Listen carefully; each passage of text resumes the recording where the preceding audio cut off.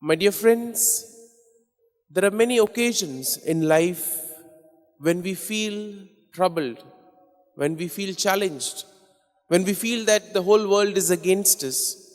And it is during those moments that sometimes we feel that we should let go, stop doing what we are doing and try something else. And my dear friends, today's readings in a way invite us to have hope even in those most difficult circumstances or situations in our lives. Today's story goes back to the 17th century when oil was still used to power the oil lamps in the lighthouses. And there was this lighthouse keeper who one day said to himself, "Let me not put oil in the oil lamps today. Let me save this oil for some other day." And that night there was a storm, and in that storm there was a ship that in a way got wrecked on that particular island. When the investigators came and they asked this lighthouse keeper why there was no light or why the lighthouse wasn't operational that night, he told them there was less oil and therefore I was trying to save that oil for some other day. And the investigators bluntly told him, the oil was given to you to use and not to save for another day. My dear friends, sometimes in life we too may be faced with this temptation of in a way letting go, of slowing down.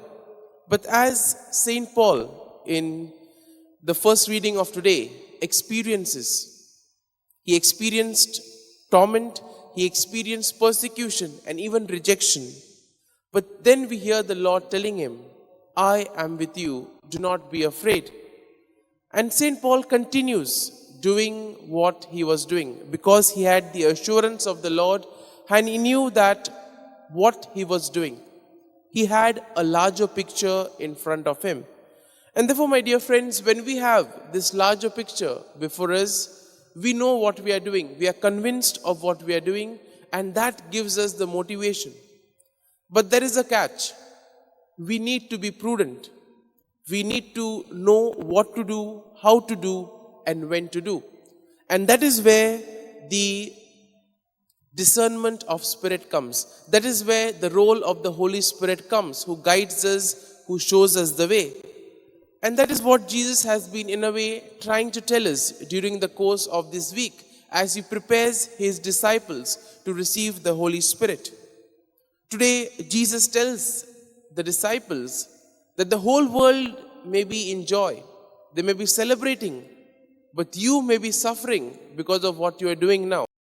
But have hope, have trust, and your sorrow will turn into joy. All of us can relate to experiences where we would have felt that everything is lost. And if we ask ourselves what kept us going during those moments, we will realize that it was hope. Hope that something good will happen. Hope that the situation will change. My dear friends, Jesus is that hope that gives life. Therefore, as we reflect on the readings of the day, we ask the Lord to give us this hope that even in the most difficult situations of our lives, we may turn to him and have faith and trust in him. Amen.